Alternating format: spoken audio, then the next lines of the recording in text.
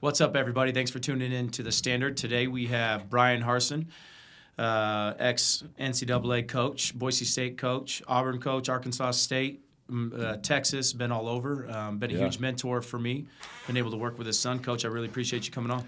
Yeah, glad to be here. Thanks for having me. We were just talking off air about the morning routine. Right. Talk to me about what you've heard, but what you actually do now, and what you think you would do if you were have a full work day right now. Yeah, what do I actually do now? Good question. A little of everything. Yeah. But like we were saying, I've followed some of these guys on Instagram, and you see like the whole morning routine, right? The cold plunge, the sauna, the workouts, the nutrition, and I can't remember who it was. I followed one, and it took me like 4 or 5 hours just to get through the whole thing. And I'm thinking, if I have a job, there's no way I can do this. No chance. But, it's good stuff, right? There's good things in there. I think the information that people are putting out there is positive. It's just hard to do. And so how do you incorporate that into your daily lives, right? So now, I do the cold plunge, not every single day. I think it's good. I think it helps with inflammation and all those things like that. Still work out, try to do that 4 or 5 times a week. The biggest change now is like eating right. Okay. I think that's the number one thing. Now I have time, which before when you're working, it's kind of a grab and go, right? Yep. Whatever's available, and some nights are long, and it's coffee a lot of times, and just kind of grinding through the day. But more so now, like for my wife and I, it's just, how are we going to eat well, and what's the plan for that each and every day? And it's amazing how much time you spend like preparing. Yeah, it's crazy. Right, whether it's for the week or the day, and then the other part of it too, like when you do prepare your own meals, right, the cleanup. That's the other part of it too. I see why people don't do it. You don't have time, right? You don't have time to cook. You don't have time to clean. We have time to do that right now, but I think that's the main focus for us is, right, how do we eat clean? How do we improve our nutrition? Still working out, still doing the things we've been doing, maybe ramping that up a little bit and trying some new things. But really it comes back to nutrition, hydration. Yep. That's a big part of it too. Just really, I hadn't thought about that much. We talked about it a lot when you're coaching players and you're talking about hydrating. You're talking about making sure that guys aren't cramping, and if you're playing in hot games, the things you have to do. But actually doing it yourself, and to get through just proper hydration, it's a chore. Yeah. So anyhow, those are like fun things that we do now. Just trying to figure that out, and really kind of go off of feel, right? Like, how do you feel?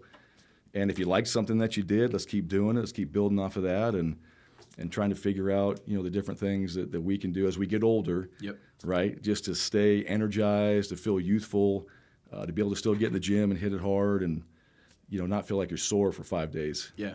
How do you recover? My favorite part about the nutrition, if you dial it in, because it's a consistency thing too. It's easy to have 3 days right, and then like you said, if you didn't prepare, if you are on it and everything is right, it's like that next morning when you wake up, your morning routine doesn't need to be as long. You know what I mean? That next morning. Right, yeah, exactly. I feel like, to me, then it's like, or even if you don't have time to do the routine, I feel like you just get in that flow state a lot faster. You know what I mean? So then it's like the mornings that I don't do it, I'm like, what is going on? And I'm like, it was because what I did last night or what I did the day before. Yep. You know what I mean? It's not because I had a bad day, or it's usually because of how I prepared the day before. You know what I mean? Mm-hmm. And we were talking about this yesterday with Scott Matlock, one of your boys, but he's a diehard cold plunge guy, which I do, and I love it, and I think it's cool. But he's like, you can't live life without one now. You know what I mean? Him and his brother, the two toughest, hardest guys in the world. We make fun of. But in the real world, in the business world, we have teams at 6 in the morning, 5:50 in the morning. Am I going to wake up at 3 and then do all these different things? You know what I mean? And one of the best quotes that I've had is this guy Alex Hormozi. He's kind of a crazy on the social media, but he's extremely smart. But his is like, if you just start working for those 3 hours, look how much more work you did than the person that took 3 hours to get going. Yep. You know what I mean? And once you start, then the momentum of wanting to work and getting ready to work helps 10 times more. Mm-hmm. So if your goal is to work in the morning, if you just wake up and work, that might be more beneficial than everything else. Doesn't mean that. That's when you actually have to get things done. Doesn't mean the other things are bad for your health. But if I'm trying to get in a morning routine to be more productive and get more work done. Usually, if you just spend that time working, you're probably going to have a lot more success there. Yeah, I agree. I think everybody's going to have a different routine, right? Yep. I don't think there's like one size fits all, and there's some really good things that you can try to do consistently, but things are going to come up, and you're going to be able to do that later in the day maybe because something else happened that morning that you got to take care of, right? Maybe you got to get some work done, whatever it is. And I don't think I think having consistency is important, but I don't think having to have this plan where if you missed it, all of a sudden your day's ruined and you feel like you didn't get something accomplished because you missed your cold plunge in the morning, it's going to happen. Yeah. Right? Like, to me, it's all try to do the best you can and be as consistent as you can be and let life fall into place. I love that. You know, because I think some people get caught up too. As I look at it now, right, I didn't pay much attention to it a few years ago, but now it's like, man, some people get so hung up on certain things, and I appreciate the consistency of it, but when life steps in, hey, things are going to change. That's okay. Make an adjustment. Do it later. Maybe you miss a day. You can still get back on track. Yep. To your point, though, on the nutrition piece, I can tell that now. If I go have a meal in the evening that's not a great meal, you know, have a drink or something like that, like you feel it. You can tell when you've been eating clean and you've been trying to, you know, make that a priority. You can tell when you get off track a little bit there. So, like anything, right? Be mindful of it. Yep. And have good intentions on what you're trying to accomplish. And, you know, and to me, you still got to live, though. And you still got to live. You still got to enjoy things. But you can still get that in. And for people that are working, you know, guys that get up or people that get up and are going to put the work in early in the morning to get that stuff done, man, good for them. I applaud them. And then able to maybe do it later after a hard day of work, good for them. Yeah. You know, I think those things, they're really, really important for you as an individual, right? For your own personal growth, development, whatever it is that you need in your life. I think those things matter. And so, I don't know, we try to do them and we have fun with it. We enjoy it. Yeah. It's something that we're just kind of messing with. And, you know, as I kind of incorporate that into our lifestyle now, and you think about, all right, when you're doing that as with a full-time job, you know, what fits, what doesn't, because you got to make it all work in 24 hours, right? That's all you get. So yeah, that's what we try to figure out. The things you were talking about there, you know, consistency and to me builds momentum and how powerful those are. Mm-hmm. That's what I try to like talk to our athletes about, because sure, when you're, you know, eating, you know, a complete 180 from what you should be doing, you know what I mean? But you're already having success on the field. You think you are. You're like, life's good. Everything's great. But it's like, hey, if we did these things, it would help. You know what I mean? But it looks like it's such a hard change to make. To where if you just, even if it's just something small, my kids all of a sudden, and they're consistent with it, even like in 7 days, then they love it. Then they get a little momentum. Right. And then it builds more consistency. And then when you have the bad day, then you realize it. Because when you're constantly in that, I wouldn't say in a bad state, but when you're constantly not in your highest state, you don't really realize it until you've been there. And then it brings you back down and you're like, whoa, okay, now I get it. You know what I mean? And when we get, it's easy to get, you know, Moa and Keikoa and all those boys to figure that out when they're training to try to get a job for the rest of their life in a pro sport. Sure. But to get a young athlete to do that, I mean, we were there. It was easy for me not to do that either. But so trying to influence them to do that is hard. And I feel like the biggest thing I can always talk to them about is like whatever you can do consistently over a period of time, that's huge, because then you build momentum. And then your body starts changing. You look in the mirror and you're like, okay, I'm going to keep doing this because now I've had some success. You know what I mean? And that's, to me, that's powerful. To that point, you know, when guys get to the end of their career in college and they're going to start training for the NFL, all of a sudden, right, the nutrition, you know, they get the agents, all that. It's like nutrition, training, all these things. Sleep, now. No alcohol. Yeah, all those things become major factors, right? And we would try to emphasize early in their career as like, hey, look, if you can do these things now, you got 3-4 years of perfecting this. So when it's time to go train before the combine or pro day, whatever it is, you're way ahead of everybody else. Yep. And it doesn't always work like that, but the guys that figure it out, you start to see their sophomore year, junior year, you know, that senior year, it's like, okay, I've been doing this for 3 or 4 years. Leighton Vander Esch was a great example of that, right? I think he came in at 195. He left at like 245. He's playing at, maybe 255 right now. Top 10 fastest guy in the team at 245. Right. But he was, you know, he was into the nutrition piece, the lifting piece, and, you know, obviously went on to be a captain and all that because of his example on the team. But guys that figure that stuff out early, because you can only play so long in the NFL, right? Yep. If you're going to go on and play in the NFL, it's only going to be so many years. And we all know that's going to be over at some point. But if you can do these things during your college career, take that into the NFL, which now everything matters, right? Every single thing you do in the NFL matters. 100%. So, it's just it's that consistency we were talking about. It's your habits that you're building so that when you do get there, you can stay as long as you possibly can. And then when it's over, I think that's going to incorporate into your lifestyle. I think a lot of guys, you're not just going to stop. You might for a year or so, I'm not going to squat anymore, I'm not going to power clean anymore, but you'll fall back on the nutrition piece. You'll fall back on the lifestyle you kind of created for yourself health-wise. Yep. And I think that's a good thing. I mean, it's a lifestyle you're creating through the nutrition piece and the stuff that we're talking about. So, but the guys that figure that out early, you watch their careers and how well they did and how healthy they stayed. They stay on the field. They stay on the field, which if you're going to Gets play this into the game, NFL. right? Yes. If you're gonna play, right, you got to be on the field. And I think a lot of guys figured that out when they just took care of themselves. It showed up. Yeah. One of my biggest struggles is that with the young guys, you know what I mean? And trying to relate with them like, man, I've been there and I've seen guys that have done it, you know what I mean? But it's like, and that's where. Because they're invincible. Yeah. Yeah, I mean, we all were, right? Like, we don't need that. We're invincible. You can go to bed at 2 in the morning, wake up at 6, go knock out a workout, because we've all done that. Yep. You go to bed late, you get up early, you crush a workout. You're like, I'm invincible, but you don't realize the toll it takes on your body later on, right? Where you feel fatigued and you don't know why. But everybody goes through that. Yeah. And it just, like what you do and the things that we tried to do to mentor guys and just speak from experience or let somebody else speak from experience. Yep. Eventually it clicks, right? And it's kind or of if it doesn't, then yeah, it will eventually. I mean, you'll get the same consequence, either success or not success. Yeah, you'll be in the same boat as somebody in there telling you, like, I shouldn't have done this. Yep. And then they're like, that doesn't apply to me. And then sure enough, it eventually does. Yep. And you learn from that. And look, the only way to really learn is experience. You can have people tell you all these things and you can learn from it, but you got to experience certain things and go, okay, that's what he was talking about. And then the faster you can make a decision to correct that, the quicker you are going to get into a better position, yep. right? So, 100%. But yeah, I mean, those things, it all matters. Yeah. I got to ask you, Coach, so coaching one of your teams, back at Boise State, or sitting in the stands and not being able to coach your son and watching them play, which one of those was harder? Yeah. Gosh. Sitting in the stands and just watching, and it's not hard. Neither one of them's hard, right? Coaching is the best profession there is.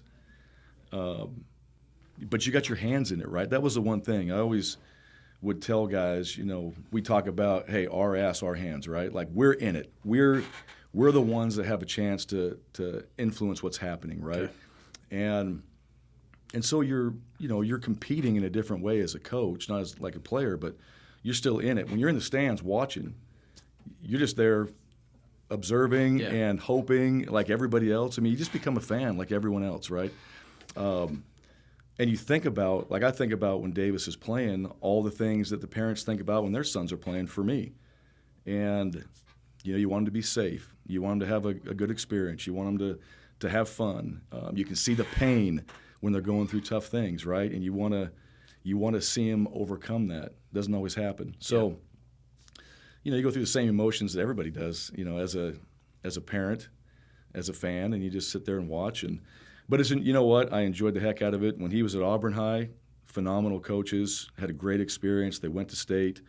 At Eagle, had a great experience. They were close. But, it was fun to watch him go out there and compete with his friends that he grew up with and have a chance to come back and be with them. So, and then just his development too. Just his maturity and the things he's learning and being around you and being around other players that are also developing and trying to go on to play at the next level has really helped him. So I've just seen his maturity develop.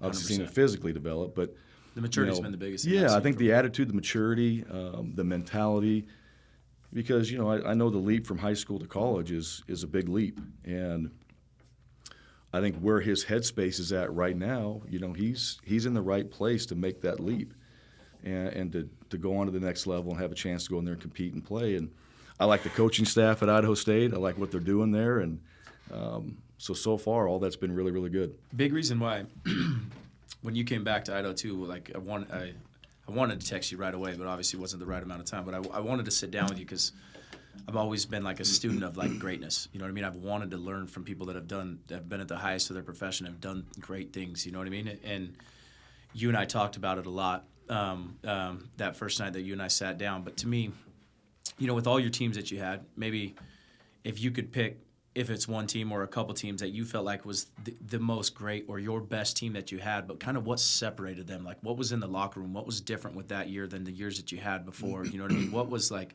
because so many things have to align just to win games. You know what I mean? It's not always about winning games. You know, people got to be healthy, whatever. But, you know what I mean? When you've seen greatness and like when those patterns emerge and stuff, what have you noticed and like where have you been able to capitalize on that? Did you notice it then, or did it take a year to realize, okay, that was a special year? You know what I mean?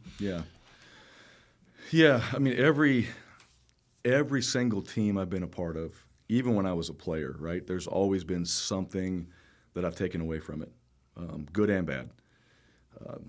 And I think that's the beauty of being on a team, right? You know, you're developing yourself on the team. You're developing the chemistry, and, you know, maybe you're a leader, you know, maybe some leadership skills. One team that stood out, so I'll go back to, and everybody talks about this team, right, the Fiesta Bowl team that beat Oklahoma. So Dan Hawkins leaves, Chris Peterson becomes the head coach, I'm the coordinator, Justin Wilcox. We had a great staff, right? So we put together a staff, but we didn't know that at the time. Two 29-year-old coordinators and, you know, a bunch of other really good coaches, all right? And then that team. So we had good players on that team. We had I think, 8-5 year the season before, and we go on to have that perfect season and win the Fiesta Bowl and all the things that happened on that team. The thing about that team and that year is, and people ask me all the time, like, what'd you take away from that year? Well, what Pete did as a leader, and I think what everybody bought into, is like the things that we said, we actually did. That was the biggest thing. So if we said we're going to do it, we actually did it. And guys on that team, if we had to run an extra 100 yards, whatever, we did it. If we had to touch the line, we did it. If we had to be at this practice at 5 in the morning like we did at one time in fall camp, we did it. Like, we just did it. The stuff that we talked about, we did. And that team, as we went through the season, like, we had really good players, we had really good coaches, but nobody talked about that, and we didn't even know it. Every single week, we were just trying to get better. All right, and everybody in some ways was a little bit, I wouldn't say scared, but we had this awareness of we have to keep improving. Like, we're not good enough. We're not there yet. Not there yet. Yeah, like everybody felt that way. And so when we got into that game against Oklahoma in the Fiesta Bowl, that team they knew they would win. All right, and I think we went into every game knowing that we would win because of how we prepared and just having that little edge of, like, we got to keep getting better. But on game day, we had supreme confidence. We knew going into that game, like, those guys, we went out 14-0 in that game. These guys weren't even kind of surprised. But that was the mentality of that team, and it was just, there was so much low ego, high output going on that team that we didn't deal with just a bunch of issues. We dealt with guys wanting to get better. We dealt with guys improving. We had everybody trying to do their part, and if Coach Petersen or somebody said we need to do these things, we did it. Yeah. So that taught me a lot just about, all right, just the chemistry of a team and the discipline it took and the mentality you have to have and all the things that go into being successful. And we had 12 guys go to the NFL on that team too. Like, we had really good players. And people talked about, like, you know, David and Goliath and all those things like that. Like, we had a good team. Yeah. And those guys balled out. 12 NFL guys. Yeah, we had guys make it into camp, like 12 guys make it into camp. So we had good players. We had great leaders. We had chemistry with the coaching staff and the players. And, you know, we saw the result of it, right, at the end of the year. I mean, just what happened and the type of season that we had. So that team will always stand out because of that, you know, just the whole experience and working through a lot of the things that we did. But the mentality of that team, the mentality of that coaching staff, obviously the results that we got from it, they speak for themselves. So we're trying to recreate that, right? Going back to the next year and go, how do we do it? How do we recreate that? Well, the next year we went 10-3. Well, we didn't recreate that because we didn't uphold the standards that we had the year before. And that was one thing that at the end of that year, Pete sat down with the whole staff. And once we did this, I did it every year after that as a head coach, right? This whole, what did we learn? And we came back to, we didn't uphold the standard. We let some things slide. We didn't do what we said we were going to do. And when you started to point those things out, it was really obvious that we as a staff, and some of the team too, we just didn't uphold the standard we had the year before. And then from that point on, we figured it out, and we won year after year after year. When you realize if you're going to be successful, the consistency piece is really important, but you got to uphold this standard every single day, every single year, and every single thing you do. We're going to do what we say we're going to do. So that was really powerful for me as a coach to see that, to be a part of it, to learn from that, and then try to keep reapplying that year after year. We use the standard a lot. I mean, this podcast is the standard, right? What was the standard? And I'm just thinking about, for a guy like Pete in a football room where no jobs are ever secure, right? And then to come in and own that, hey, it was our fault. It's the staff's fault. It wasn't the player's fault. To come in, you know what I mean? Can you go a little more in depth in that? Like, what was his standard? Because that's what I love. You know what I mean? And the ability to say that it was on you and actually see at the highest level. You hear about it, but not a lot of people take ownership. Yeah, well, it's everything. It's the details of every single thing you do, right?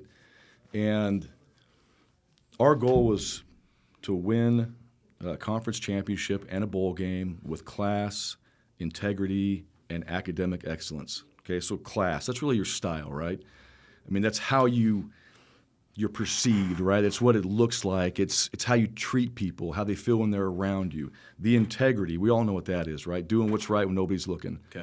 Okay? Academic excellence. You're going to graduate your players. And guys are working towards graduating. So the whole idea was we can win championships, give you this great experience, and you're going to graduate with a degree. How about that? So we can win, you can enjoy your time here, and walk out here with that piece of paper.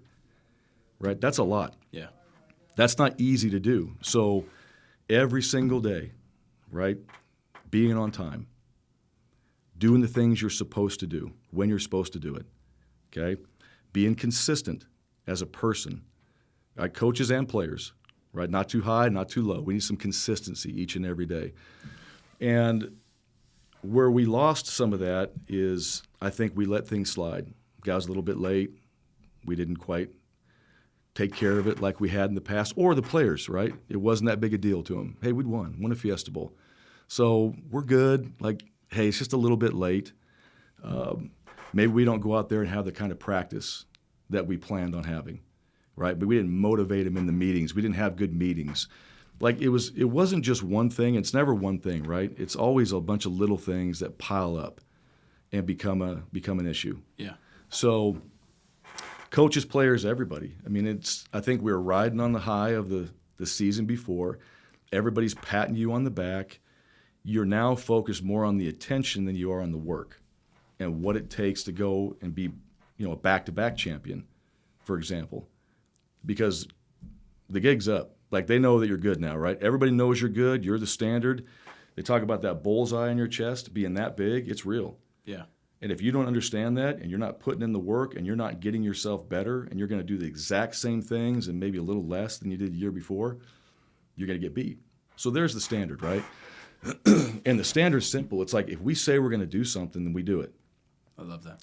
And if we're going to have great meetings, we have great meetings. If we're going to be on time, we're on time. If we're going to go out there and have a physical practice on a Tuesday, we're going to have a physical practice on a Tuesday.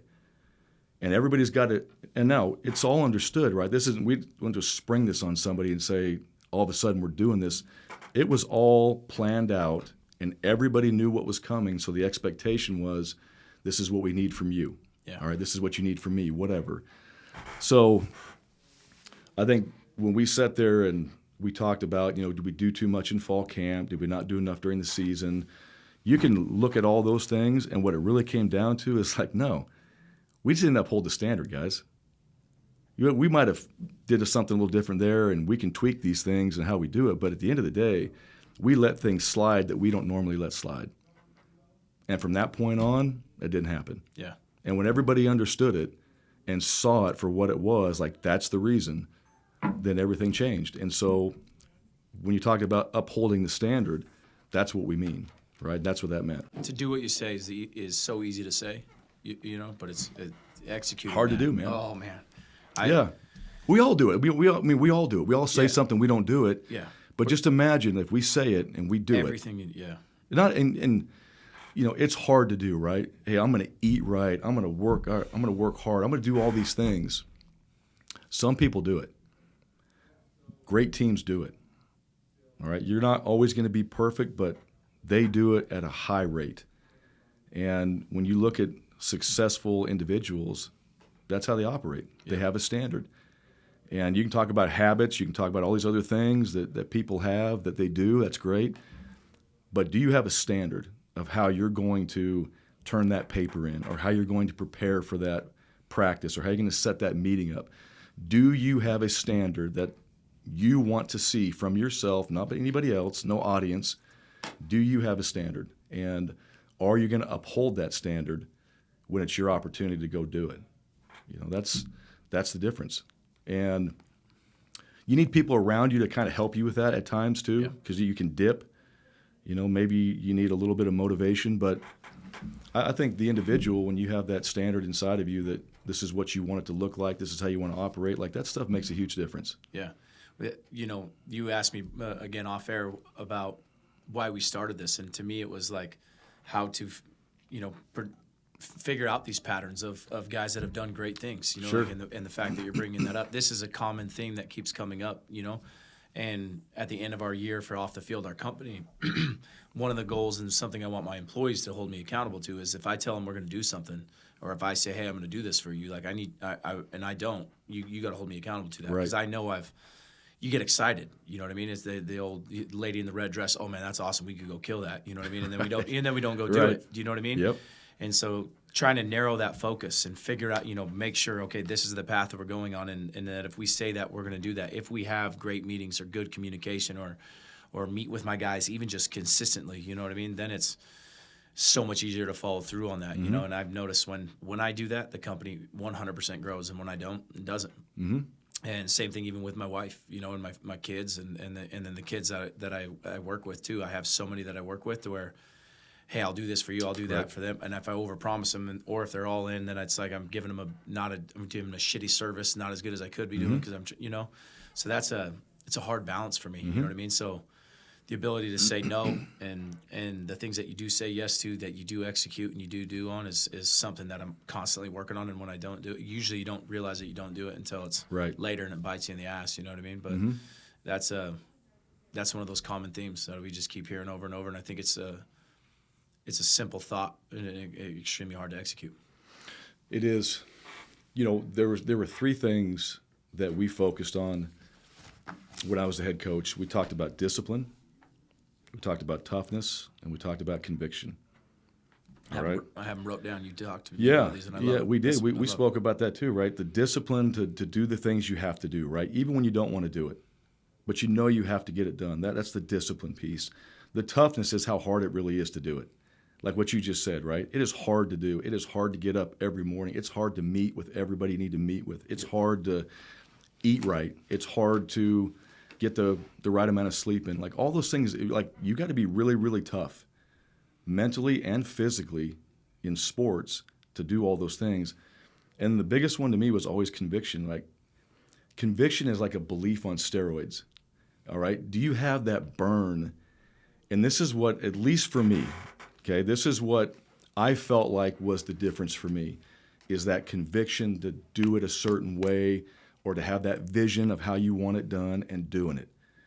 And that's what springs you out of bed every morning, right, is that conviction where it's like, we're going to have a hell of a day. We got a great plan. We're going to have great meetings. We're going to have a great practice. We're going to have whatever it is. We're going to have a great day with your family. It doesn't change, right? Like if it's in you, like I want this to be like this. And I think that helps with, upholding the standards, with being consistent, all those things, right? But, man, do you believe it? Like, is it in you? And when you have great days, right, when you meet with your staff and you have a great training session, like, you know it. When you walk out of this building, it's like it feels as good as anything you've ever done has felt. Yeah. Right? And I think that drives it again. Like, I can't wait to go to bed and get up and do it again. Right? So that conviction, that belief that you have all of a sudden starts to really just create everything around you, and make it happen, right? We're doing this, we're doing that, and your performance improves. And so, but to your point, like, you can't do everything, right? You can't be the jack of all trades, master of none. You gotta, whatever it is, 80-20, 3 things, 5 things, like, these are the 3 to 5 things we're going to be great at. Yeah. Okay? And we're going to stick to this. Yes, we can add in ideas, we can tweak, we can make adjustments as we go. That might make it better, but you have to start with something. Here's the 3 to 5 things that we're going to be great at. Over here, we might dabble in these, but we have to be great in this area here, right? So I think when people can figure that out and they can simplify, right, that is the ultimate sophistication, right, is to simplify things down to make it very easy for everyone to go, let's be great at these 3 to 5 things. We're going to spend the time on this. We'll dabble over here if we need to. But if we can do these things, we'll be successful. And you believe it, you know it, you put a plan together for it, and you go execute it. Yeah. Yeah, I think so. A quote I have wrote down, and it came from discipline when you and I were talking about this. This is from you, but when you were explaining discipline the time before, you literally just said, I will do what is required. The work needs doing. Like, that was it to you on the discipline. You know what I mean? And again, it was so simple to hear that. Like, it's not, am I working 9 to 5 or am I working this many hours? Right. It's whatever needs to be done needs to be done. Right. It's not a timestamp. It's not like, okay, to have success, we have to do this. So it doesn't, no matter how long it's going to take, it has to be done. Right. You know what I mean? Right. And that's where I wanted to ask you too, because something that, they talk about coaches. Some people don't envy their jobs because of how much you guys work, right? Mm-hmm. Especially in the college world where it's like, NFL, you might get a few weeks off at least as a coach because you don't have to recruit. Right. But with the recruiting in college, I mean, it never ends, and the amount of hours those guys put in is crazy. But I have heard stories of different programs. Luckily, with any coach that we've ever had, never heard of this at Boise State, but to where it's like guys are just in the office to be in the office because they know they need to be there. Right. Do you know what I mean? Yeah. And I never got that portrayal out of you or Pete or Andy or with Danielson. And to me, everybody talks about how much they work, but, you're known for how hard you work.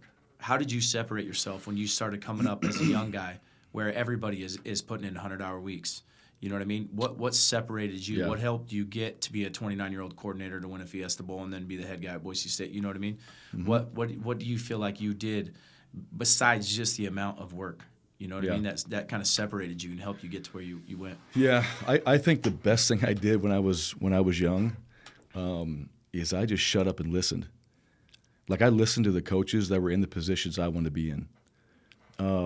I made myself available to be around them as much as I possibly could, right? So when you're a GA, like, you got tasks that you have to do that don't apply to, like, the real coaches, right? You got to get all these paperwork done. You got to get all these copies, whatever made.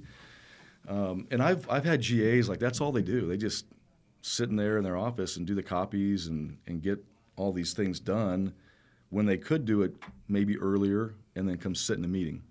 I always wanted guys to come sit in meetings and, like, be around the coaches. And my point to them is, like, you want to be a full-time coach, yes, then go hang out with full-time coaches. You want to be a coordinator, hang out with the coordinator, and so on, right? And I think, I had great people. Like, that's the one thing for me. When I decided my senior year, like, I want to coach, Dan Hawkins. So I remember sitting in the hallway and the coaching staff with Dirk Cutter. They're like, hey, what are you going to do? And, like, I think I want to coach. Like, that's awesome. They all kind of, like, clap a little bit, and then they left. And the only guy that stayed there was Dan Hawkins.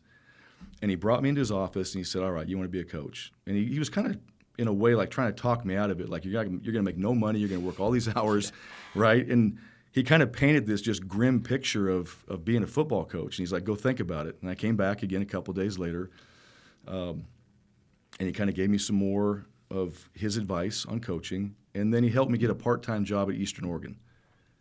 Right, so I couldn't get it. I sent out the resumes, 50 schools, got no responses, and I ended up being a part-time coach at Eastern Oregon in LeGrand.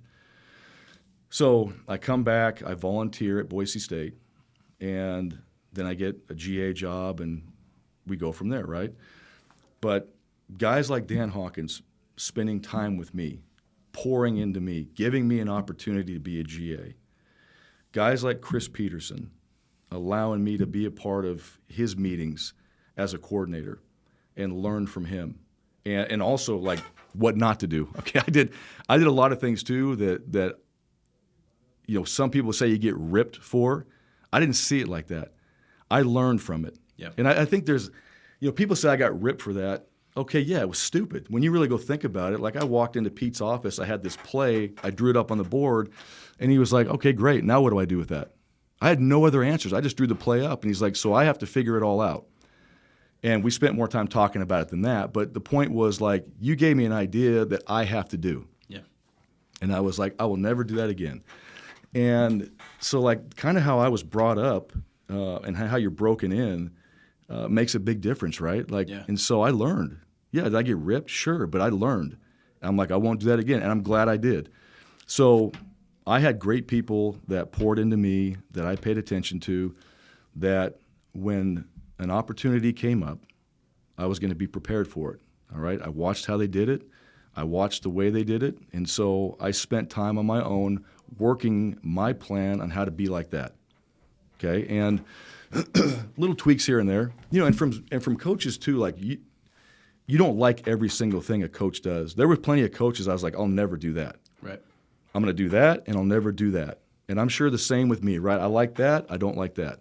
Everybody's different, right? But I took the things that I felt like worked for me and tried to apply them. And then, yeah, I put in the work. I put in the work every single day. Focused on the task at hand, whatever I had to do, try to be the very best at it. And I'll give you an example. Robert Prince was the wide receiver coach when I was a GA. He's with the Cowboys now. And he liked his paper stapled a certain way, a vertical staple on there. And I remember giving it to him with the horizontal staple. And he's in his office, and he's like, up, BYOGA, which means bring your own GA, right? And it's just like, and he'd go out and he'd fix the staple. It killed me. Like, I just sat in my office and just shrinking in my chair like, ugh, like a gut punch. But I was like, okay, I didn't do it the way he wanted. Like, this is your job as a GA is to bring something back better or exactly how they asked you to do it. And so that's standard, right, how we do things. Yep. It's amazing that line. Like, when you hear that line, this is how we do things, when you hear that and you hear it from somebody that does all those things and you witness that and he tells you this is how we do things, you learn really quickly this is how we do things. So I think it was that, man. It was people. It was putting in the work. It was figuring out what fits me, and then applying that and doing it every single day and trying to bring value to my job, to the team, whatever I could do. And it paid off, right? When there was a job that opened up, a tight end job, when Dan Hawkins kind of moved the staff around a little bit, when our D coordinator left, and I thought for sure I'd get this job, and they said they wanted somebody with more experience. They wanted somebody that knew more than I did, and they hired a GA from Oregon. I'm like, well, how is this any different than what I am? And I just wasn't there yet. And I sat down with Pete and Chris Strasser, and they're just like, Harsh, you're just not there yet. That was hard to hear. So I went in my office, sat down. I'm like, I'm done. Like, I had that moment of like, I'm done, right? Like, I'm going to quit. Doing everything. Like, I did everything. I did everything I possibly thought was right, and I didn't get the job. And so, man, I sat there and I'm like, okay, I'm done. I'm going to move on. I'm going to go do something different. I'm going to go do business. Jeff Pittman, the strength coach at the time, who's at Idaho State now, I went down in the weight room, started lifting weights. He knew what happened. He came up to me and just said, hey, man, you better stop. Because he could see, like, my attitude and everything that was, you know, just my body language was bad. And he was like, you better stop and don't burn bridges. And so I took that as, hey, it didn't work out for you. Suck it up and go back and be better at your job than you were. Well, 3 months later, the job opened up. I got it. And one of the reasons why I got it is because how I handled that situation is what Chris Peterson and Chris Strasser said, like, hey, man, we saw how you handled it. You were awesome, and I know how tough that was for you, but now you're the tight ends coach. And from that point on, right, you get your full-time opportunity. So sometimes, like, those things that you think are really, really bad and everybody wants to just throw their arms up and quit and move on, man, you need somebody in your corner to, like, refocus you and just suck it up and tell you to, like, keep doing what you're doing but be better at it. Yeah. And so from that point on, I mean, I think, I learned how to do things better. I continue to watch guys that did it better than me. I followed guys that were doing it way better than me, trying to learn, stealing, copying, whatever it took, right? Just keep learning, keep growing, keep developing. And that was the most important thing for me in my career, to keep advancing. And at the same time, I really, when you talk about time, I struggled a lot with the time and my family. Like, that was a huge thing for me. I'd get torn about being away from them, but also pursuing my job as hard as I did. And so I knew what I was doing and my job was working, but I also knew I was taking a lot of time away from my family. And so it took me a while, but I had to bring that all together. Yeah. And, once I did that, I mean, it's not a balance. It's a blend, right? Like, they're a part of it. Like, my wife was around, my kids are around. Like, they started coming around. And so I could work really hard and also still have a relationship with them and feel like, okay, my life, I'm doing well in my career and I'm doing well in life. All right, I can deal with this. I can make this work. And I think that was really important to me, to make sure that was the case, to keep moving forward in this career. Yeah, and similarly here, we have some long hours, kids, school hours, you know what I mean? We don't get to work with them except for before school or after school. And so that was, even before my wife, it was like, how did I want to set up my family? How did I want to do that? And I had some good mentors that kind of talked to me about that ahead of time. I was young, so I could do the all-nighters and all of those things. And now it's, my wife works here with us, helps us. The kids are here all the time. Awesome. They're running around. It's literally like the biggest blessing. Like, I feel like the luckiest guy in the world, you know what I mean? Yes. My wife's on the other side right now, you know what I mean? Makes this place run, and my kids are here all the time, and they want to come to off the field, my daughter says now, and so it's pretty cool. But if they weren't here, or if she had a job and I didn't get to see, or if she had a different career and we didn't have that, I mean, that would be extremely hard. Mm-hmm. You know what I mean? That blend, I think, makes me better at what I do here. You know what I mean? Because I know I get to see them, and I still can give these guys everything that I have. There was a book, 2005. Okay, I'd been coaching for a couple years, the tight ends coach, and I was eavesdropping on Petersen and Frank Signetti after the Fresno State game. Okay. It was at Fresno State. They were talking, and Frank Signetti was talking about this book called Choosing to Cheat, and he talked about it. It's a Christian book, but it's about, like, time. Okay, so the whole point of the book is, like, you're either cheating at home or you're cheating at work. Something's going to get cheated, right? And that's when I was struggling, like, just the time, right? Because I was all in on the football thing and just like you talked about, right, long hours. I ended up getting that book, read through it, changed everything, right? And that's where, okay, good books change your life, right? I tell guys that all the time, and that was an example of that's where I need to bring my family into what I'm doing, all right? They got to be a part of this. Yeah. And feel like, the reason I'm having success is because of them. And so, it's a family business. I mean, when I became a head coach, like, Mac Brown was that way. Our families were around all the time. And I really learned from him, too, like, it's a family business. And so when I became a head coach, man, families were around. They're in the locker rooms after we win, right? They're in the locker rooms after games. And just tried to have them around just to create that environment, but also to help the coaches too, just, be able to deal with the day, right? And, 7, 8 o'clock at night, you haven't talked to your family, you haven't seen anybody, because you got up early in the morning and you didn't get to see your wife or your kids. It can wear on you. Yeah. And so, anyhow, but like, that book and the things that I was hearing, the things I was reading or seeing from, my wife and kids and all that, I'm like, okay, that's what's happening. I need to make some changes. And I need to prioritize some other things. And once I did that, I mean, everything, it took off. Career took off, family, it all changed. And I felt like what I was doing each and every day was making a difference, right? With your players, with your job, but also with your family. Love it. So, those things are important, man. And the hours the coaches put in, the time they spend. I was listening to Josh Pate, who covers college football and all that, and he had a great line. He's like, hey, coaches don't have 25 hours. Everybody thinks they do. You got their same 24 hours everybody else does. And there's a lot of things to get done. The people that you have around you, the environment that you're in, makes a huge difference, right? And I think that's where I see staffs and teams and programs do well, is that environment is conducive for them to have success. Yeah. Right? And the time's going to be spent, but it's time well spent, and I think that makes a huge difference. I feel like as you grow in business or in coaching in here, you become more efficient.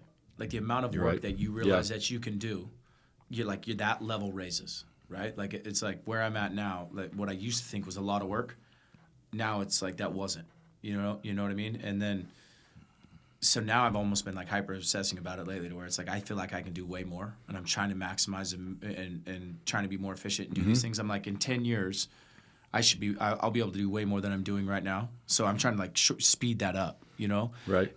I mean, did you have, what were your systems? Your family's integrated, so that's a huge part of it. And Sure. to me, that was too. But like, to be able to be with your family, to be able to make sure that you execute, to be able to show your coaches and lead by example the amount of work that it takes and how much attention to detail that you needed, that grew as you became a head coach, right? And you still had to be with your family. Yep. And then that grew as you had success. And in each year, because you had to level up your standards, especially when you had success. What were your systems on making that more efficient? Because to me, I'm like, all right, if I'm going to be able to, my output of work is going to be higher in 10 years, I want to do that right now. Right. You know what I mean? So I'm trying to figure out how to get there. You know what I mean? Sure. What systems did you use that maybe helped you get to those points? Okay, I still have to get these things done, but now I have these. So now I need to be more efficient with these without letting any of that quality go down while having the same standard on these. You know what I mean? I mean, I know part of it is you just figure it out. But yeah, you do. Yeah. You do. I mean, like you said, I think as you get older, like you cut out the BS. That's the one thing, right? There's just like, I mean, as you mature and you get older, it's like, that doesn't matter. And you just start getting rid of the stuff that doesn't matter, like the BS and the things you worried about when you were younger. And you wonder why it was important then, right? Because you have more experience, you're more mature, you don't need to do this anymore, or it doesn't factor into what you're trying to accomplish. The things that we did, so scheduling, right? So, hey, we scheduled 2 hours on this, 2 hours on that, whatever it was, we stuck to the schedule. This is what we're going to do day in and day out. Okay, so scheduling was huge. Checklists, huge.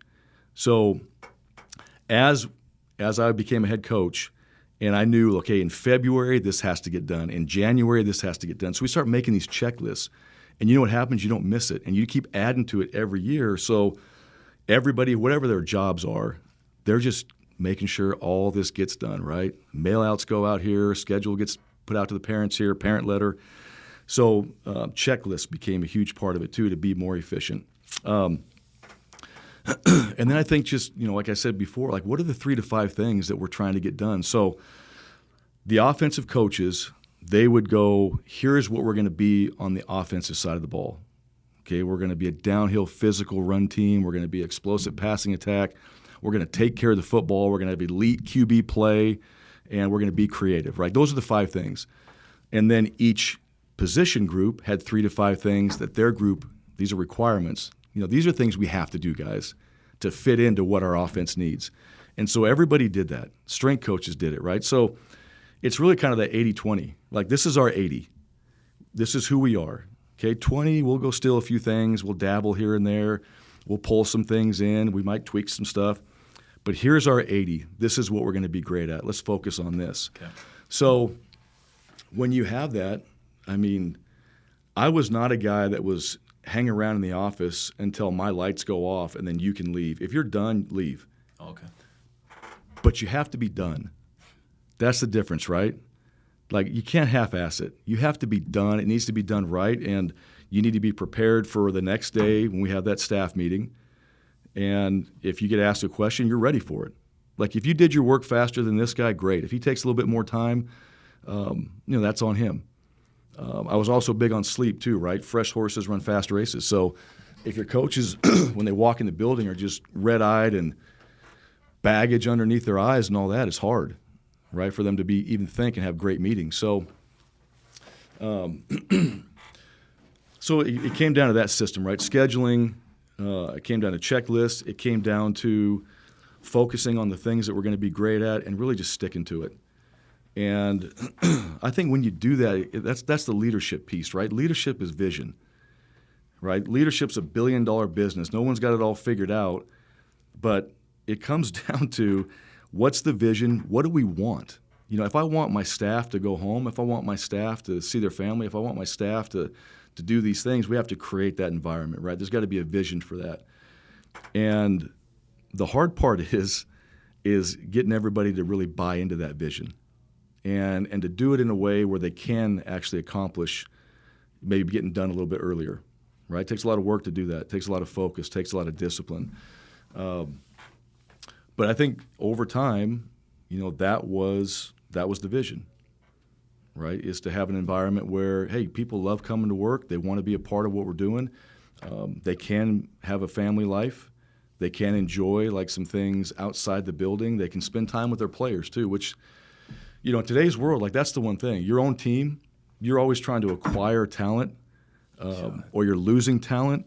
What about the guys that are there that you want to just spend time with? Everything's pulling you away from just sitting down and getting in your office on the couch and just shooting the breeze for 20, 30 minutes, right? And I think that's the one thing now, and especially in college football with just so much going on, the portal and NIL and everything people are talking about, still just having that time to be with the players that you have on your team, right? And that's what I feel like as a head coach. Like, you don't get enough time with your own players when you're trying to get everybody else or hold on to guys. And the guys that are just doing the work, that are doing all the right things, that are completely bought into what you're doing, you wish you had more time for them, right? And so that's why you got to be efficient. That's why you got to prioritize things. And that's why you have to decide, like, this is the standard. This is how we're going to do it. And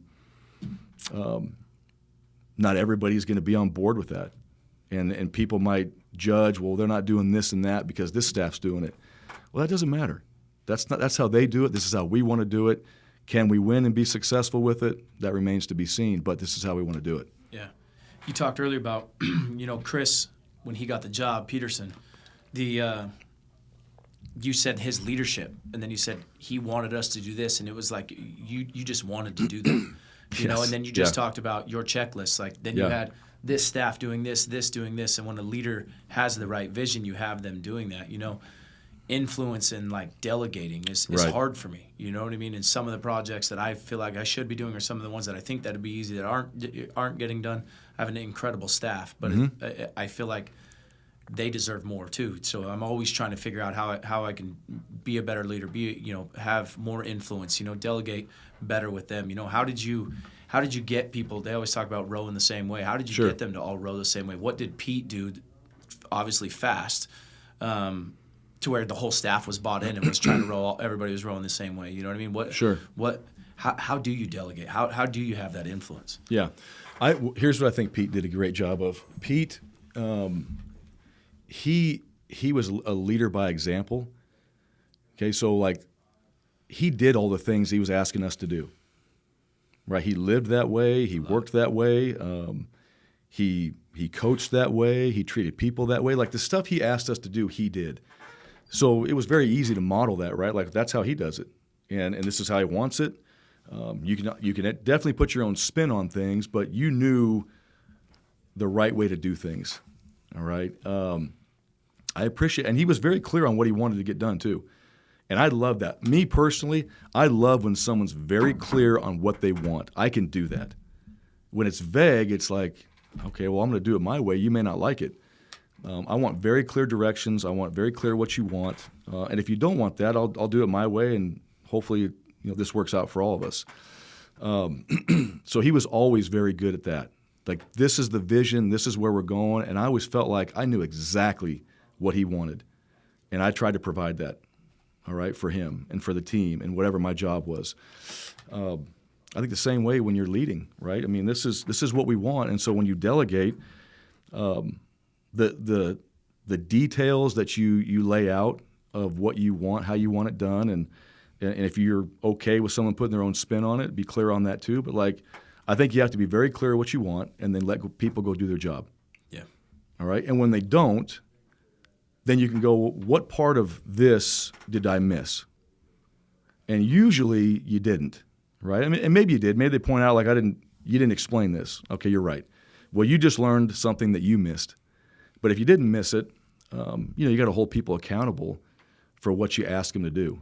And that's hard. Yeah. Right? It's hard because maybe like for you, this is the most important thing that you need to get done, man. Like talked about conviction, right? Like, I got to get this done. This is the most important thing. And you give it to somebody, well, maybe it's not for them. Before you give it to somebody, I think you have to make it clear that it is. And that their responsibility on this right here is so important for what you need or what we all need that you expect them to do a great job. And that's why you gave it to them. And when they bring it back and they do, man, make it a big deal. I think that's huge. You can make it a big deal. Yeah, it's praise. I mean, it's like, and I don't mean like over the top. Like people talk about that, but even for them, I mean, me, if I don't need it in front of a team.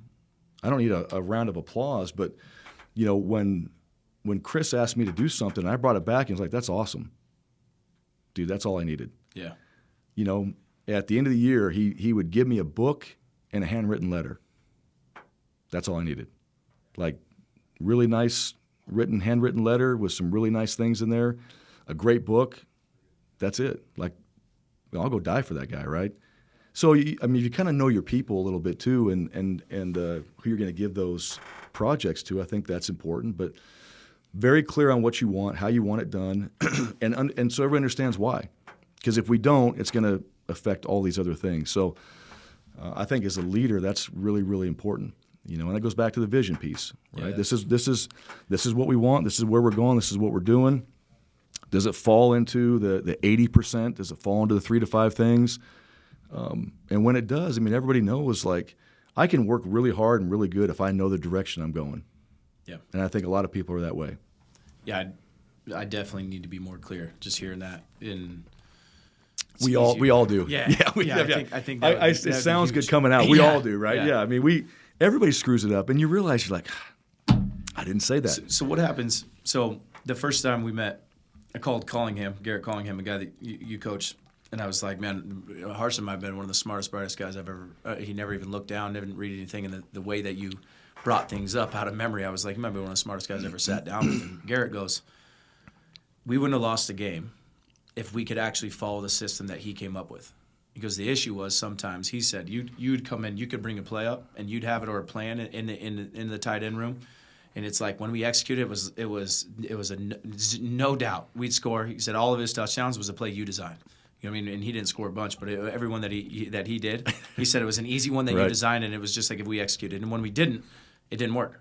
And then, so when it doesn't work, when it doesn't happen, and when you might see it, like it might be easier for you to see, like for us, or we've been there before, so it's easy for me to just be like, hey, figure it out, because I've been there, But when it doesn't work, and then they come back without mother effing them, or maybe, and that's how usually my protocol has been, not really my staff, but sometimes I'll get on them, or my kids, and then I look back at it and I was like, that's not a good way to handle it.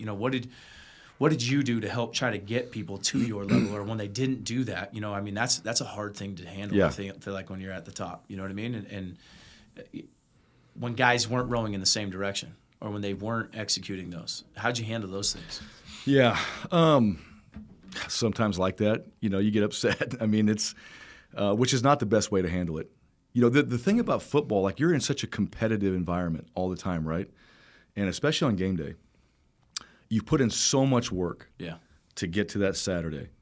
And you've seen the guys not just that week, but everything from the off season leading into that particular game. you want to see everything succeed, certainly. And I'll just say this too, there's some things I designed that worked. There's plenty of plays that guys just made plays. Yeah. Right? That's the beauty of football, man. I've been there going, no, yes, and you just change, and the guy's making a play, right? That's the awesome thing about the sport. You got guys that when they go out there, man, they do some amazing things. When it doesn't work, why? That's always the reason, right? I think if you're an offensive guy, and even a defensive guy, you should say, all right, everything you design is going to probably you could score, right? Yeah. It has the potential of scoring. Doesn't always happen like that, obviously. But why? Did somebody just beat you? Okay, he's just better than you. Or was it you? Was it something that you worked really, really hard on that you just didn't do well, that we need to spend more time on? Was it something that you just did that you blew it, right? Were you lazy? I think more times it was like, look, if we went and executed it and we did everything, we tried really hard to make it happen, and we just got beat, they beat us, right? Guy made a great play. That's just Travis Kelce, in the championship game, the back shoulder on the safety. How do you stop that? You can't stop that. You can't stop that. An all-pro safety. An all-pro safety. You can't stop that catch. So what do you tell him? Are you going to be upset with him? No. It's an amazing throw and catch. And sometimes that happens. The things that as a coach and as a player that you have to be aware of, was it your effort? That's really what it comes down to, right? Did you give maximum effort like we all agreed that you would, that you worked hard that week to do? Did you do it?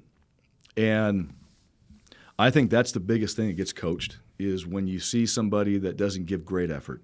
Because you got 10 other guys around you that are and you're not, and you're at the point of attack and it doesn't work. It wasn't your technique, it was you.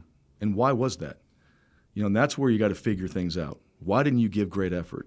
What was your reason for that? So there's always those moments. Yeah. And, when you go back and you look at some of those things, I think we coached more technique as well. That would show up. But it was more about, like, why didn't you give great effort?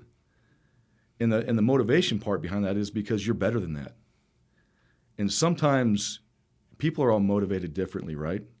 Sometimes a guy will, heads down, like he knows it's coming, and he is pissed.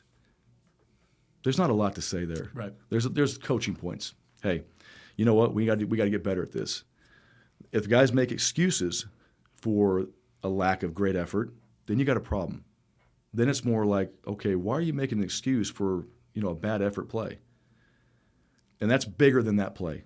That becomes something where it's like, look, that is not the standard.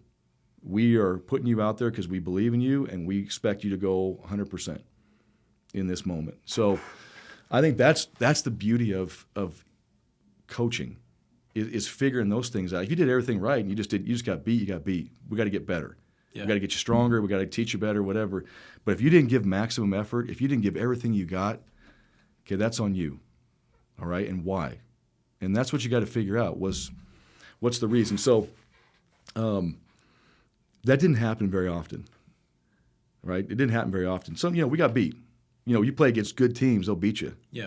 Right? It doesn't matter. They're going to beat you at the point of attack. That happens. So, but the thing about the guys that I always loved, I felt like when we got beat, we recovered fast. I always felt like we had this supreme confidence of like, yeah, I got beat. And they would tell you, too. They come off the sideline, I got beat. Guy got underneath me, whatever it was. I had bad footwork, whatever the technique issue was. And usually it was corrected, and you were just on to the next play. So I didn't think there was very many issues from that standpoint. Big key moments, you got to make a play, right? Game's on the line. Yeah, you want to see guys go out there and execute. And they want to be in that position too. And for the most part, I thought our guys did over the years. And so I think from Sunday to Friday, we were preparing for those moments, and they were preparing for those moments, and we had good enough athletes and mentally strong players that could go out there and get it done, and they usually did. Dealing with those big moments, I think about coaches like competition and pressure. You know what I mean? I love it. So even in business, it's like when we achieve what we want to achieve, sometimes then I have a pretty bad next 90 days because it's like this. You know what I mean? Because we don't always have, like, there's no landmarks Right. for us. You know what I mean? Right. And if we, like, I got this building when we almost lost it. It was a crazy ordeal. And then once I got it, it was like, whew, sweet. And then business was rolling. And then it's like, well, what's next? You know what I mean? And it's like you need that competition, that pressure, that stress in a good way, you know? Coaching at your level, there's nothing. I mean, you can't. Every single Saturday, your whole life's judged, and if they lose, it's on you, and if they win, it's on the players. It's usually not because you had a great scheme, according to the media, right? Right. But you kind of love it. From the outside, to me, it's like that pressure, that competition, that, you know what I mean? Like, even here, we don't have near the influence that the head coach has, but, like, we work with so many athletes, and it's just like my guys don't perform or we don't win, or when Eagle loses that game later, or any of my Valley teams, you know what I mean?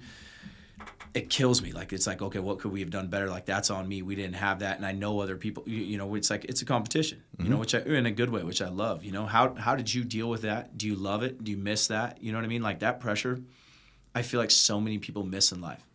You know, I think I talked to my kids yesterday. We had a random workout where they didn't know it was coming, and it was probably the hardest workout they've ever done. Did upwards of 100 squats. Probably not. This isn't good for the strength and conditioning side of things, but it was more of like to show them the amount of work that they can do, how much they can output. You know, and when they were done, I was like, you know how many people will never ever go through what you just went through right there?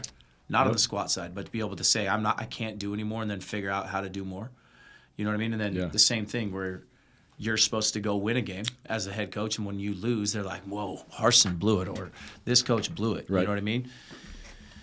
How'd you handle that? You know, did you love that? Do you miss it? I mean, I love competition, right? Yeah, I love competition. I love the preparation leading into the competition. So the most enjoyable part of my job was practice.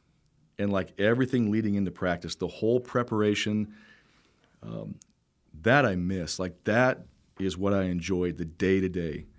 The games, so you got 4 hours, right? You're on the field. You get to compete.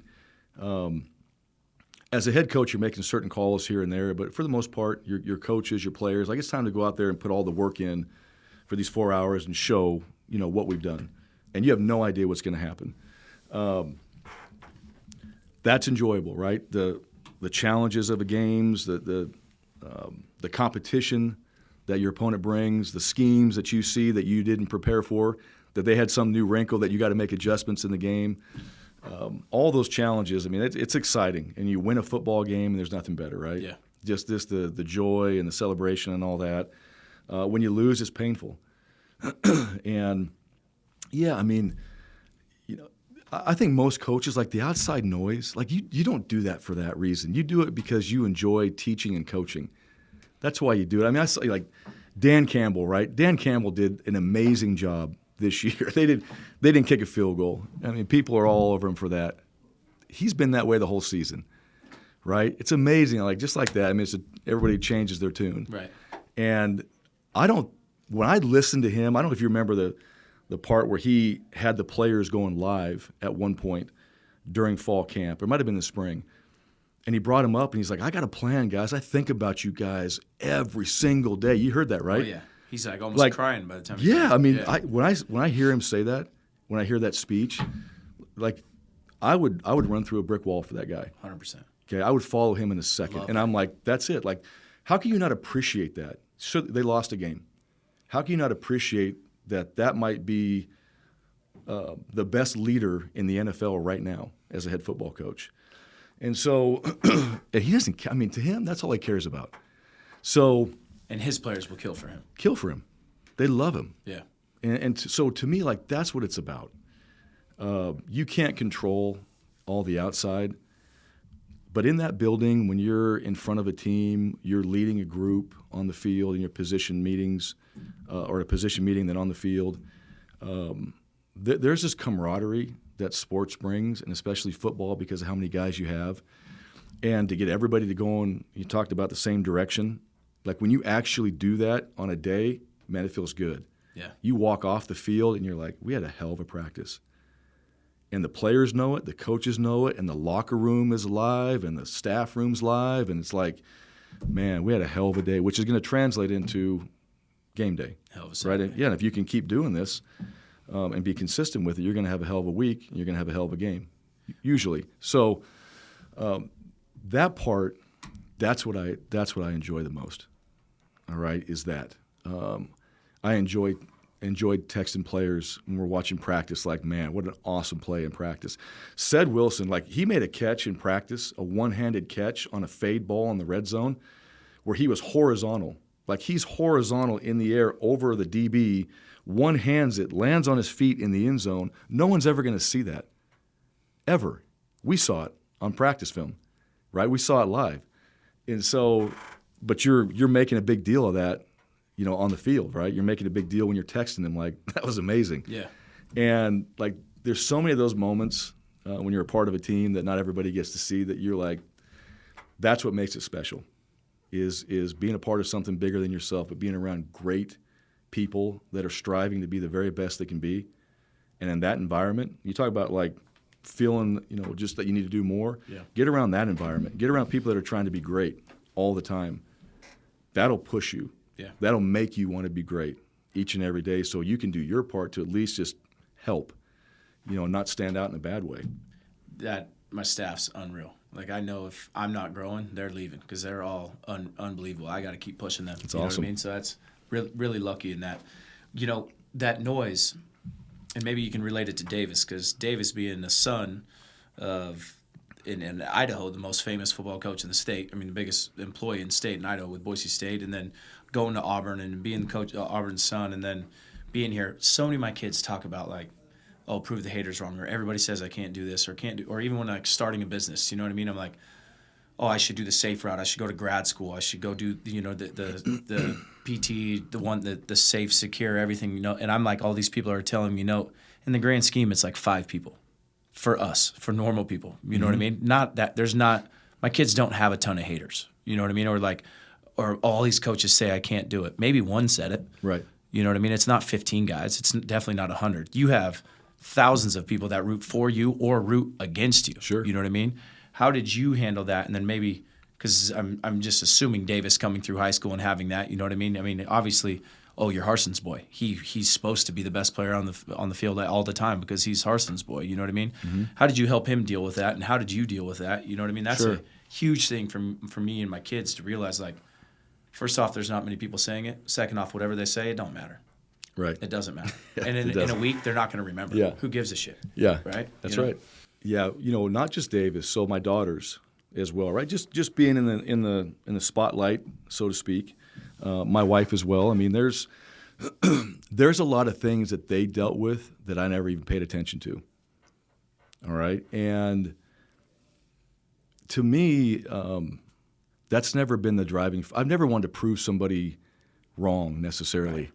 Right. I've always wanted to prove myself right. I mean, it's been more about, like, what I'm trying to accomplish. I can do this. Yes. Look, what if nobody's hating on you and that's your motivation? Then where's your drive, right? It's got to be internal. It's got to be something that you want. It's got to be, I wanted to prove something to me and my family. I wanted to be proud of what I did. I wanted my wife to be proud. I wanted my kids to be proud. Like, I had people that I want their approval, which is my family. I want them to be proud. I want to prove to them that I can do these things. I want to be great for them. Anybody outside of that, now players, when you're coaches, when you start getting other people around you care about, like, you want to do it for them, not because somebody said you can't or someone's hating on you. Yep. That was never the motivation. Now, my family dealt with that, right? And so, yeah, I mean, my daughters, Davis, they've heard it, and what I've tried to explain to them, it's like what Coach Saban said, right? It's rat poison. Yeah. You don't listen to that stuff. You get caught up in that stuff. And everybody does at some point, right? There's some things that piss you off. And you naturally, like, we're all fighters. So you want to fight. And at the same time, you realize it doesn't matter. That has nothing to do with what I'm trying to accomplish or where I'm going. And why would you listen to somebody that's not in the position you're in or never will be? Yeah. And paying attention to that. And that's something, I see now when I see other coaches go through that. And I see people change their tune very quickly. It's more common now than it's ever been, right? Everybody's kind of searching for clicks and just it's about them. It used to be about the team. It used to be about the coaches. Even if you watch College Game Day, I mean, it used to be very much matter of fact. Here's the teams. Here's who's playing. And then it started getting personal, and it started talking about coaches and players, right? This guy's no good. You know, I heard a commentator talk about Zach Wilson, right, the Jets quarterback, and said he's garbage. Okay, he may not be playing well in the NFL. The guy was a second-round draft pick. He's not garbage. Okay, he's one of the very few that can play at that level, and he's in the NFL. He's a starting quarterback, and someone's like, this guy's garbage. Okay, come on now. Like, let's really think about what it takes to get there. And so think about what they're saying about Lamar Jackson right now. Yes, exactly. And Dan Campbell, like you just said. I mean, so that's always going to be the case, right?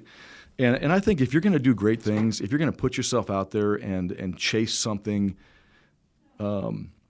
big, scary, hard that most people won't do, you're going to have that all the time, and especially when you get it. And I think it's more about you and what you want to accomplish. Who do you really want to be proud of you, right? Focus on that. Who are you trying to impact and make a difference for? Focus on that. That takes enough of your attention and time. And so, you know, with Davis, yeah, he dealt with those things, but at the same time, it's more our conversation is, what are you doing? What are you trying to do today to get better? You know, how are you improving? You know, how are you being a leader? How are you doing things to accomplish the goals you set out for yourself? And that takes enough of your time to focus on that, right? Other than just all the other stuff. And, you know, as you know, and we all know, you keep doing better, there's going to be more people that want to see you fail, right? You keep building your building, people want to try to knock it down, which is unfortunate, right? And what I've been around in the football world is you're around people that want to see you grow. They want your building to get bigger. You know, as a coach, you're trying to help these guys keep building the biggest building they can make when they're in your program. And they want to see you do well, too. And it's like, that's what I'm talking about, that environment where everybody around you is wanting you to see you be successful. Yeah. And that's how it should be. You know, it's unfortunate it's not that way everywhere you go. But that's the world we live in. That's how it is. And but the focus should always be on, you know, the things that you're trying to accomplish and the important people in your life that you want to succeed for, right? Or you want to see succeed, and you want to help, and you want to be a part of that.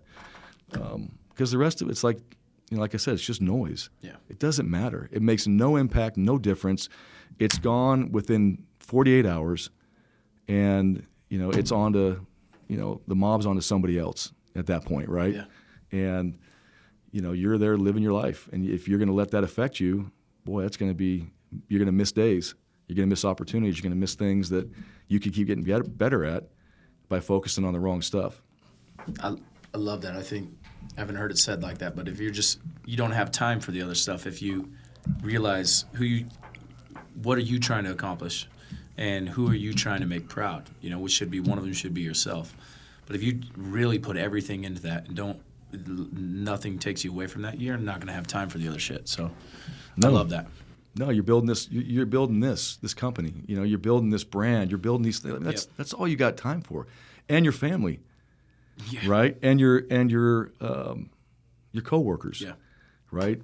The people that you train. I mean, it's like, to me, when I look at it, you got so much going on, so many positive things to focus on, so many great things to just put your energy into. I mean, more than enough. Yeah. More than enough. So that's, you know, and not just with my family, but I mean with players I've coached too. Like, don't worry about that stuff. And we all do. Okay, we're not perfect. I'm not perfect. We all do at times. But the one thing about like the discipline piece, when you're disciplined, you're intentional about things as well, right? So when you realize you get off track, boom, you get right back on track. When you know you're focused on the wrong things, bang, you get right back on track. You're intentional about it, and you go about what you're trying to accomplish. Yeah. And when people can do that, when you're aware enough to do that, I think that's where you grow the most. Is like, okay, I'm paying attention to the wrong stuff. Let me get back on track and keep trying to progress towards what I'm trying to accomplish. Love it. You huge on reading, and now the podcast game. Listening to that, yeah. You gave me a few books. What are what are you reading right now? And what are maybe 2 or 3 of the biggest ones that have ever, that have influenced you? You've already talked about one. Okay. So I read, Dr. Mark Hyman, it's called Young Forever. All right. So he's on Instagram and all that's where I saw him. But, it's all like, he goes into like centenarians, the people that live to be 100 years old and all that, like the blue states. But like stuff that they do, but also like, his nutrition, kind of his day-to-day, that he does to try to keep himself feeling better, and stuff he's done over years. I think he's 60-something. It was awesome. Great book. I read that in 4,000 weeks, which is, you have 4,000 weeks on average in your life, right? So imagine I'm reading 4,000 weeks, then it's like Young Forever, right? I'm getting older. I'm 47 years old, so I'm reading some of those things. But those are 2 great books. And then the best book, the one that I've always given to players and coaches, is called The Rhythm of Life. And that book, to me, like I got a DVD when I was 29 from Petersen, right? And it was this. It was about this book, it was about Matthew Kelly, who wrote the book. He was doing a sermon at a Catholic church, and he talked about the best version of yourself, which is really what this book is about, right? There's a lot more to it than just that, but the way he described that made complete sense to me and changed everything for me. And the way he described it is, what God wants from you is to be the best version of yourself. Boom. I was like, that's it. Like, that's all you got to do. Like, I mean, you just got to try to be the very best you can be, right? And you're not going to be perfect, but if you can do that, you can be successful, right? You can live a good life. You can make an impact. You can make a difference. And when I got the book and read it, there was a lot of things in there, but that's the basics. That's the basis of the book, right? The best version of yourself. And I've always gone back to that, what's in that book. And I've given it to players and coaches every year I could and tried to share that with them. I've talked about it with the players. But really it comes down to that. Like, you as an individual, whatever your talents are, your gifts, we're all different. Whatever drives you, motivates you, can you just be the best version of that? Not a second-rate version, which we all do at times. Right, we get off track. We become a second-rate version of who we are. But if we can be the best version of ourselves, you got a chance to be a great husband, father. All the things that we talk about. Right, you can do that. You can make a difference. You can make an impact. So that's always been the number one for me. And I've read a lot of books. I think I'm up to like 51 now. But I'm always pulling things from those books that I might be searching for, right? Viktor Frankl, Man's Search for Meaning, in there, right? We had a guy come in and talk about E plus R equals O, right? I don't know if you've ever heard that. Event plus response equals outcome. Tim Kite, Brian Kite. It's a great formula, right? So whatever the event is, you can't control that, all right, but you can control how you respond to get the outcome that you want. So, you get a fender bender, it's not your fault, right? That was the event. How's your response to get the outcome that you want? Which comes from that book, Man's Search for Meaning, with Viktor Frankl. And I'll let you read it. There's a lot of history to it and all that. Things about it. Yeah, it's that. Have it. I haven't read it. Yeah, it's all about how he responded to a terrible concentration camp, a terrible situation that he was in, and the people that he was with were in, and how he came out of that. Right, is where that E plus R equals O comes from. So I wanted to figure that out. So when I'm trying to figure something out in my life, whether it's me, for family, or whatever, I'm going to go find it in a book. And good books change your life. If you got a good book and you spend time, diving into it and highlighting and pulling some good things out of it, it'll change your life. Yeah. And and I got that from people that helped me develop. I wasn't necessarily into books. I got some great books from Coach Petersen, got some great books from staff members. And over the years, just you keep finding things in there that help you get better and better, and you keep growing and learning, which is what we're trying to do. Yeah.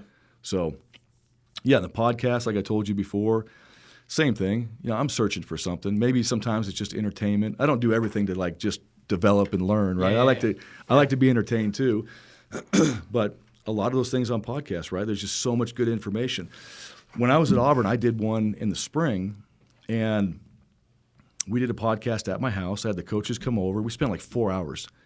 And it was the best 4 hours we spent because it was just us talking. We're in a little theater room I had. And the whole point behind it was their story. Like, I wanted people to hear their story. I knew Jeff Schmedding and what he had to do to get to a place like Auburn. Nobody else did, right? I knew what these coaches, Eric Keesaw, some of these guys had to do to get there. And when you hear the story, and I think this is for everybody, not just coaches, when you start hearing people's story, it's amazing how many similarities there are with probably your story and how many other things you're like, I had no idea you went through this. Right. And how your perspective changes for that person, where you're like, wow, I had no idea you went through that. I had no idea how to deal with that. And all of a sudden, that person that you've known for a long time or knew about, it changes. You're like, yeah, you know, there's empathy. There's this feeling of just like, I can connect with you because I know your story. And so it was powerful. It was awesome. I really love to hear people's story. I love to know like what they've been through, no matter what position that they're in, just to figure out like, you know, what's life kind of dealt you and how you handled it, because we can all learn from that. Yeah. Huge books, I think, and anything that I'm going after, if it's like sometimes you get recommended one and then it's cool, you might even read it, and then an event happens in your life or something, and then it's like, oh, man, I remember hearing that, and then when you actually go search for it and how hard it hits, and then how much you actually take that and bring that into your life, to me is huge. So any book that I've had or podcast that where it's like I'm searching for something, I feel like I get way more out of. Sure. You know what I mean? And, yeah, you got some right over there. Yeah, I got some. Yeah. Got some good ones, and I'm rereading one of John Gordon's books right now with my two GMs, you know, Canyon and Augie. Right now, we're just working our way through it. You know, and it's one I've read before, and it's. Which one is it? Actually, John Maxwell. Sorry, the Laws of Leadership. Okay, yeah. You know, and it's, I love how simple he makes things. Everything he says in there, it's like you've heard, but it just puts it into one sentence. You know, and then he gives an example of a high achiever that has done it. You know what I mean? And then he gives examples of how when you know the failures that he's had too, and then when he refocused on that. So, the Laws of Leadership we're reading right now. You know, and that to me is one that's huge. Yeah. You know, I got. You know, one book that you should. I don't know if you've read it. The Effective Executive by Peter Drucker. Good thing we're recording all this. I'm reading both of those. Rhythm of Life. Yeah, Rhythm of Life. Yeah, that's just, you know, that's about you, and I think there's some really good things there. But one book that I got. What was it called? It's called The Effective Executive by Peter Drucker. And so Petersen gave that to me. When I became the coordinator, it's all about efficiency, which from what I'm learning, most of these other books, like these leadership books and like how to be effective, like came from this book. So... But it's like time. It's like managing time, managing like your focused energy, right? Like where's it going? Yeah. It's been a while since I've read it, but that was a book when I became the coordinator. I got that and it was like, all right, and just plowed through it. Okay, we got to be more efficient here. We got to be more efficient here. We got to shave off time here, right? We're done. I love but it was like, so talked about schedule in the beginning. You know, we're going to spend 3 hours on this, hour 15 on this. We're going to be done here. We're going to prepare there. We're going to. And that's how it went. And that's like when we hit that mark, if it was like 9:30, we're done with this. 9:31, like we're walking out of there, right? Yeah. We're done. We got to move on. And I think and I always felt this too, trying to stay effective and do my job. I loved having the schedule. I knew like I don't have to listen to this. At 9:30, we're done. So you need to speed it up, and we need to be done with it and move on to whatever's next. But anyhow, like to your point, I mean, just that's one of those books that I think a lot of the other ones have come from that you should dive into. Easy. Yeah. I got to ask you, Coach, because we miss it. You going to coach again? I know you get asked that all the time.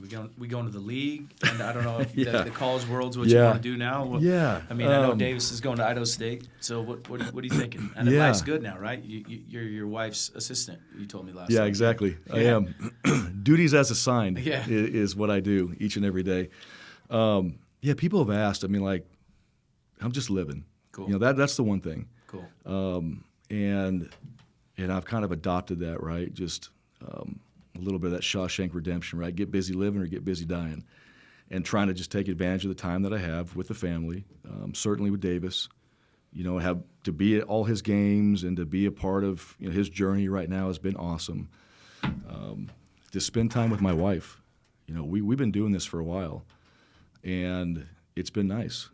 Just waking up and having a cup of coffee, listening to a podcast, do something together. It's really good. But as far as like that drive and that motivation, yeah, absolutely. There's an opportunity out there. I don't know when it is, where it is, but there'll be an opportunity, and not just to get back in it. I've told people this a long time ago. Like I operate way better when I'm a part of something. Like I've been a part of a team for 37 years. From when I started playing when I was really young to where I was last year, as a coach. So. I enjoy that. I love being a part of a team. I love being a part of something bigger than myself. I love being around highly motivated people that are striving to be the best. That's probably the thing I enjoy the most, walking into an environment where the expectations are high every single day, every day. Oh, I love it. And people are trying to be great. And it's awesome. Like if you can't get fired up for that, if you can't get motivated for that, there's something wrong with you. So that environment I miss. And there'll be something that comes up, that'll provide that. But now having kind of stepping back, getting a different perspective, I appreciate a lot of things that we did. I appreciate a lot of people that we had a chance to be in their lives. There's definitely things you go back, like I would do some things differently. There's things I would do more of, So it's been really good to kind of just get a different perspective and take it all in. Yeah. And then, when that next opportunity comes up, apply that. Cool. So I always tell Petersen, right, like we should have a sabbatical when you're a coach. And he'd look at me and be like, yeah, it's called getting fired. So, but I always thought like you just need, if you could go around and just meet with people and learn things, right, and just step back a little bit and see how it's done in different ways, when you come back, you're going to be better. And I feel that way. I feel like, that next opportunity, you're going to be in a really good spot, but better for it, and that should show. So We'll see what happens. But right now, enjoying it. Yeah, enjoying doing things like this, having a chance to be a part of some really cool things with my family and catch up on some things. Well, I enjoyed this, Coach, man. I really appreciate you coming on, and thanks for everything, and can't wait to see what Davis does, man. Yeah, appreciate it. Thank you. Thanks, Coach.